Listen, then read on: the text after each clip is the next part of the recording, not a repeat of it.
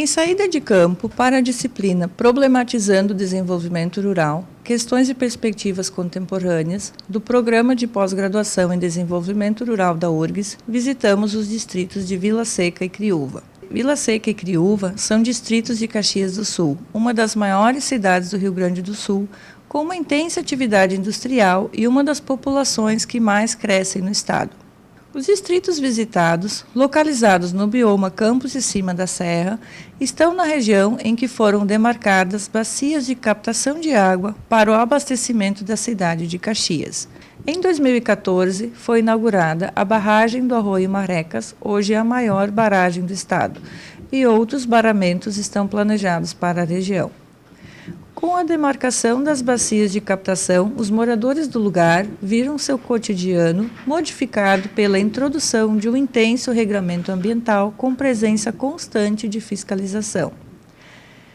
Identificamos em campo a sobreposição de formas distintas de representar a relação com a natureza.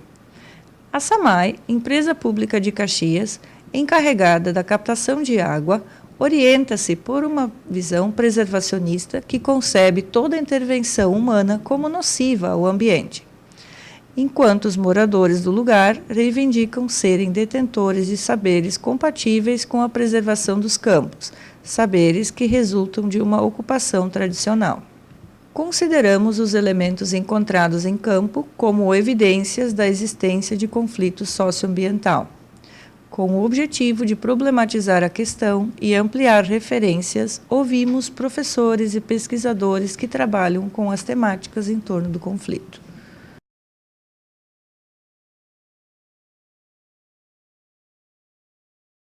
O projeto de modernização, a modernidade mesmo, ela, ao longo do tempo, ela tendeu a separar a sociedade de natureza, né?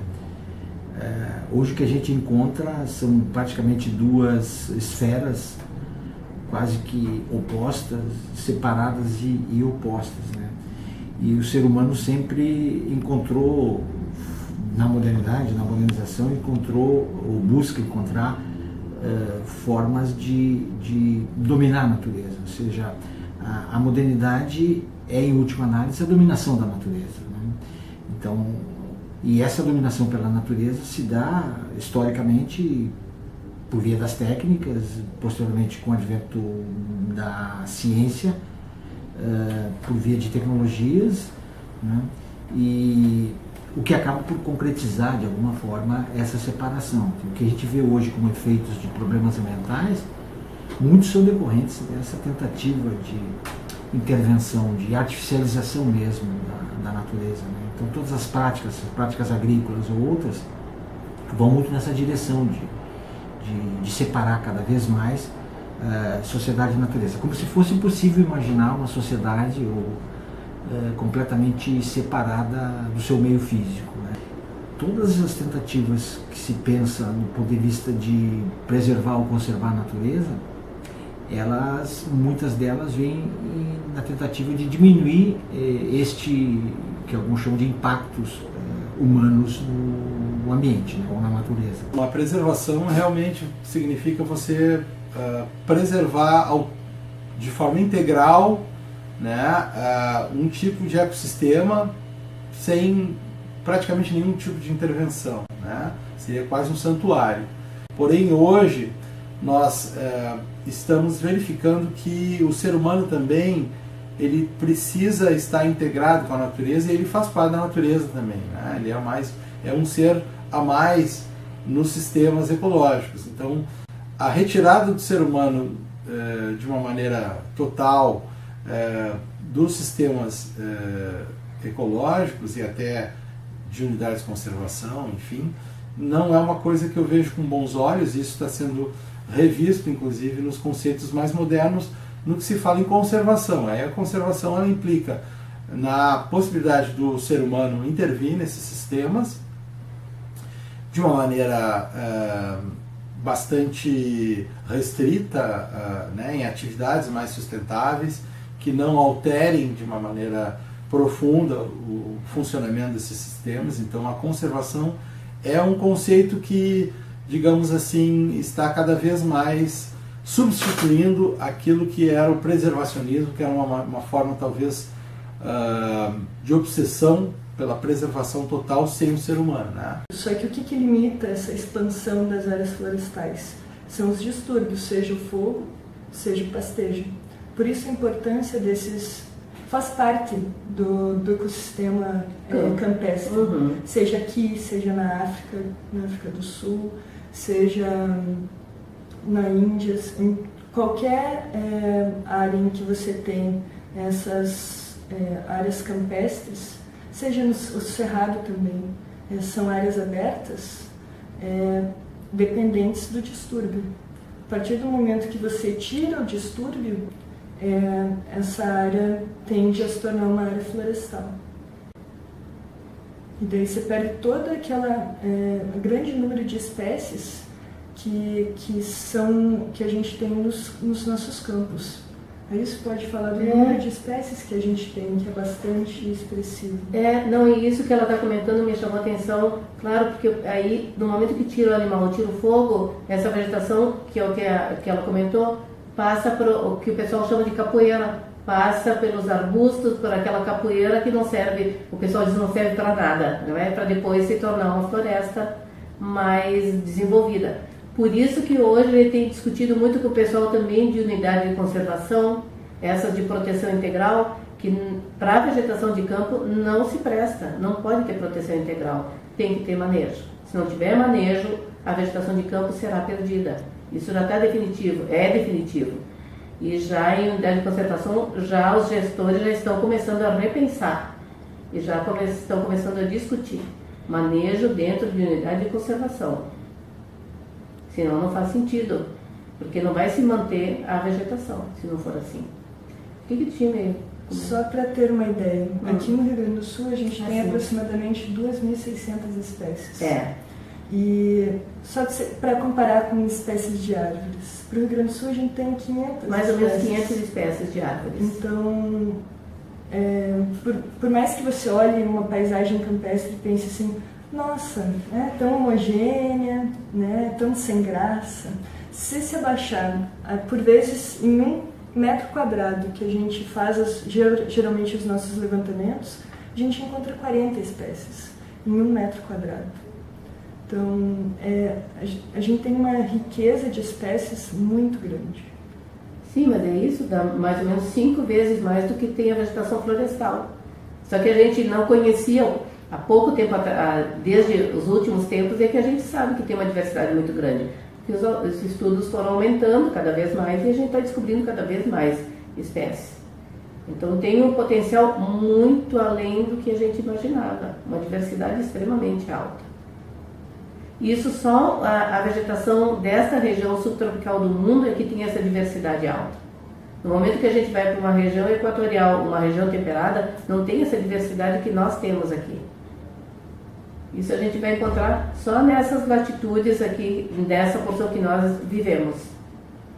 O conflito ambiental é um conceito que foi criado para se agrupar diferentes disputas, na qual se observa que grupos sociais distintos estão entrando em confronto sobre as formas de se apropriar e representar o ambiente no qual eles vivem, ou seja, a forma de utilizar esse ambiente no seu modo de vida, mas também a forma de entender a relação com o ambiente. Então, se essa é uma relação de uso, ou se é uma relação de afeto, ou se é uma relação de identidade, quando essas diferenças de concepção entram em choque entre diferentes setores, a gente tem um conflito ambiental.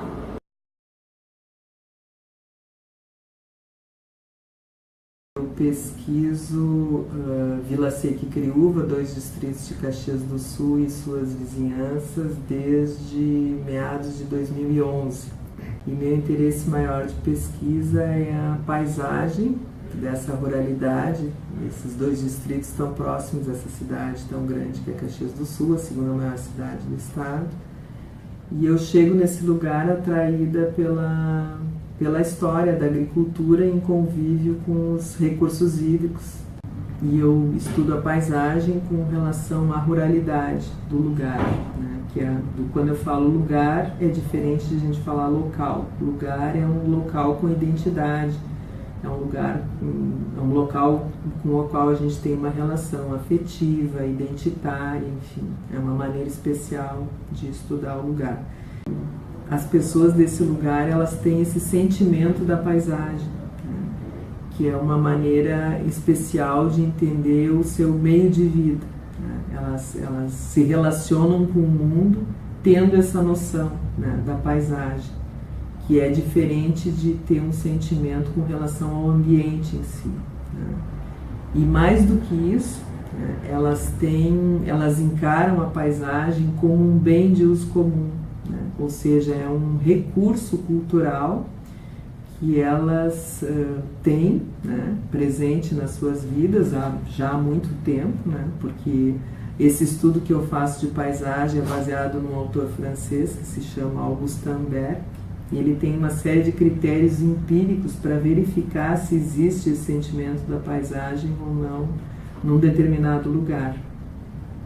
Então, nesse estudo, eu, né, pesquisei com uma abordagem etnográfica, ou seja, de tentar entender essa cultura de muito próximo, né, muita proximidade, e eu vejo que essas pessoas têm elas elas apresentam, né, nessa relação esses critérios empíricos. E o principal deles é que elas têm uma narrativa, né, dessa paisagem, né? E isso eu constatei acompanhando a festa do Divino Espírito Santo em Vila Seca, em muita proximidade com Criúva. E nesse caminho eu conheci também a Festa do Pinhão, em Vila Seca, que basicamente nos seus desfiles temáticos ela apresenta uma narrativa muito próxima que eu encontrei estudando a ruralidade através dos sistemas agrários. Diria que ambiente conceitualmente é natureza e sociedade. Não é uma nem outra, é uma e outra. Então, isso é ambiente. Então, o ambiente é o espaço híbrido. O ambiente é aquela coisa que aparentemente a modernidade tentou separar. Então, o próprio moderno, quando cria o termo ambiente, ele reconhece, conceitualmente, inclusive, que a sociedade nunca separou de natureza, por mais que ela tenha tentado fazer isso. Entendeu? E quanto mais ela tenta separar, mais ela verifica que ela está conectada. E que os efeitos e as tentativas de separação são todas elas muito prejudiciais. Então, trata-se não de voltar a reconectar, porque elas nunca foram desconectadas. Trata-se de voltar a reconhecer que elas nunca se desconectaram.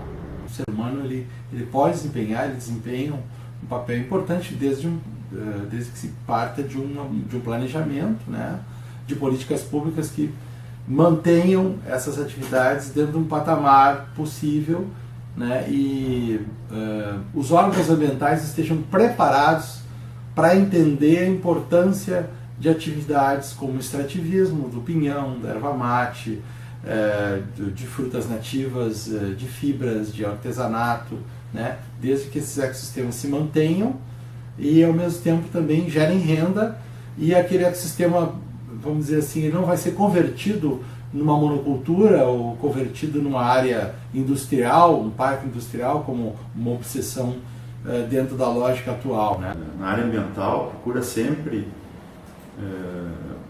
desenvolver uma lógica um pouco diferente de outras formas de fiscalização, né? Como a fiscalização de trânsito ou a fiscalização ao combate ao tráfico de drogas, por exemplo, né? Porque na área ambiental a gente está tratando no bem comum, né? Que é a questão do meio ambiente, e que interessa tanto a população como um todo, representada pelo poder público, e também aos moradores locais, que dependem de uma natureza sadia para ter qualidade de vida e ter produção com qualidade. Então, talvez tenha que se procurar entender um pouco dos dois lados, né? E sugerir para a prefeitura que no seu processo de fiscalização procure incorporar também mecanismos de diálogo, de participação na comunidade, para que, talvez dentro de um processo de educação ambiental, se consiga construir uma forma de fiscalização que não seja puramente repressora, que tenha os os proprietários, né, os moradores de uma determinada região como parceiro. Então é um pouco isso, né? Essa é a maneira como eu encontro, né, essa paisagem no lugar. E ela tem uma outra dimensão que não a ambiental, ela tem essa trajeção, que é essa dinâmica, esse movimento ao mesmo tempo objetivo e subjetivo ao longo do tempo e do espaço, né? Ela ao mesmo tempo conjuga um lado histórico, né, e geográfico, né, porque ela consegue reunir, né, ao mesmo tempo e de um modo dinâmico essa relação, né, do ser humano habitante do lugar com o seu entorno, né, com o seu ambiente, criando esse meio, né, que é a sua, digamos, a sua relação que permite que o ambiente ele possa ser convenientemente habitado, digamos assim, que é essa relação de construção permanente do meio, né, dinâmica e permanente, essa mediância que é o que esse neologismo que o Berck cria, né? Que é, enfim, essa maneira como o ser humano se relaciona com o seu ambiente, criando permanentemente esse meio. E essa relação, ela tem afeto, ela tem respeito, ela tem saber, né? Tem toda uma série de atributos que é diferente de uma relação puramente normativa, de, por exemplo, de proteção, que pode envolver aí a conservação ou a preservação, né? Que são termos muito mais recentemente criados, né? E que envolvem aí, uma relação um pouco tecnificada, né, com relação a esse ambiente natural, diferente dessa construção do meio, né, que é plenamente reconhecida por esse sentimento da paisagem, do habitante do lugar. Eu só queria complementar que aquilo que a Bianca está comentando reduz o número de espécies vegetais das plantas, né? Isso aí, consequentemente, reduz também toda a parte de fauna associada, né? Porque quando se fala em vegetação, a gente fala dentro de um ecossistema onde tem vários elementos que funcionam, que trabalham ali dentro, né? Que não é só planta, mas são os animais. E aí eu tenho toda a questão também de solo, de água, tá? Que é super importante. Então, no momento que vai sendo reduzido para um número menor de plantas, de espécies, eu vou reduzir toda a outra cadeia também de fauna associada.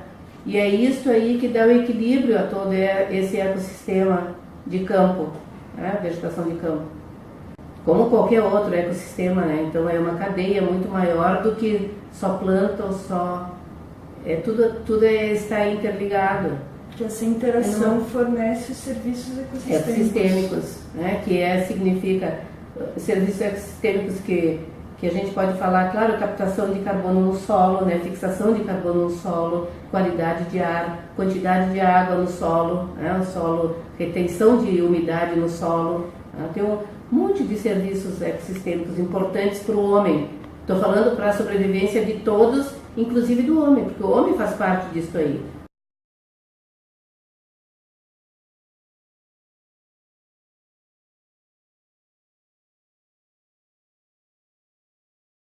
O que muitas vezes está por trás desse tipo de disputa é que pode haver, e geralmente há, diferentes formas de existir no mundo, né? Diferentes formas de se relacionar com o mundo e compor, né, um modo de vida com este mundo, com esse ambiente no qual a gente habita. Quando esse tipo de situação ocorre, ou seja, quando a gente está lidando, quando a gente está enfrentando alguma forma de conflito ambiental, a primeira providência, digamos assim, a primeira decisão importante é exercer a habilidade de se escutar o que está sendo demandado, né? Escutar o que está sendo em disputa, quais as demandas que estão sendo colocadas por esses grupos que estão entrando em conflito. E a partir dali, você pensar quais são as possibilidades de se articularem, se negociarem formas de coexistência, né? Ou seja, formas de existir que, apesar dessa diversidade presente entre os grupos, um grupo não aniquile a possibilidade do outro continuar existindo, exercer a sua vida, seguir a sua vida da forma como ele considera a mais desejável ou a mais adequada. E ter um diálogo entre a academia, tem que ter entre os órgãos, sei lá, estaduais, municipais e o dono da terra. Porque o dono da terra tem um conhecimento que muitas vezes só ele tem. Esse diálogo eu acho que é super importante. Tem que ser considerado o conhecimento que eles têm e que passa de geração a geração. E que o pessoal de academia e o pessoal desses órgãos públicos muitas vezes não tem esse conhecimento. Porque assim, a gente que trabalha e já trabalhou muitas vezes com muitos produtores em várias regiões aqui do estado, a gente vê assim, ó, quanta coisa que eles sabem que não passou pela nossa cabeça. Coisas que eles vão agregando que é a história de vida deles. Isso é super importante. Qual é o conhecimento que vale mais? Qual é o conhecimento que vale menos? Essa é a questão, entendeu? Na verdade não tem um que vale mais e outro que vale menos, são conhecimentos diferentes.